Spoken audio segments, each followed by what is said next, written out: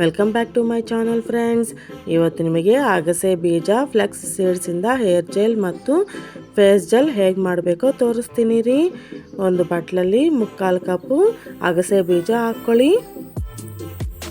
2 glass ನೀರು ಹಾಕ್ಕೊಳ್ಳಿ. ನಾನು ಈ ಗ್ಲಾಸಲ್ಲಿ ಹಾಕ್ಕೊಳ್ತಿದ್ದೀನಿ ರೀ. ಸಣ್ಣ ಉರಿಯಲ್ಲಿ ಕೈ ಬಿಡ್ದಂಗೆ ತಿರುಗಿಸ್ತಾ ಇರಿ.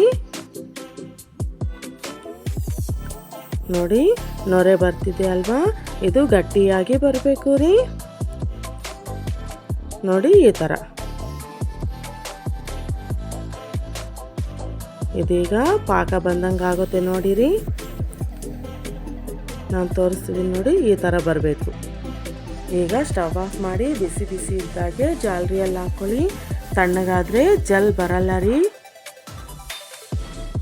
ನೋಡಿ, ಎಲ್ಲ ಈ ಥರ ಮಾಡ್ಕೊಳ್ಳಿ. ಈ ಅಗಸೆ ಬೀಜನ ಬಿಸಾಕಬೇಡಿ, ಯಾಕೆಂದರೆ ಇನ್ನೊಂದು ಸಲನೂ ಮಾಡ್ಕೋಬೋದು. ನಮ್ಮ ಜೆಲ್ ರೆಡಿ ಆಯಿತು ರೀ. ಒಂದು ಬಟ್ಲಲ್ಲಿ ಸ್ವಲ್ಪ ಜೆಲ್ ಹಾಕ್ಕೊಳ್ಳಿ. 1 ಸ್ಪೂನ್ ಕೊಬ್ಬರಿ ಎಣ್ಣೆ ಹಾಕ್ಕೊಳ್ಳಿ. ಚೆನ್ನಾಗಿ ಮಿಕ್ಸ್ ಮಾಡ್ಕೊಳ್ಳಿ. ಅಗಸೆ ಬೀಜದಲ್ಲಿ ಒಮೆಗಾ 3 ಫ್ಯಾಟಿ ಆ್ಯಸಿಡ್ಸ್ ಇರುತ್ತೆ ರೀ.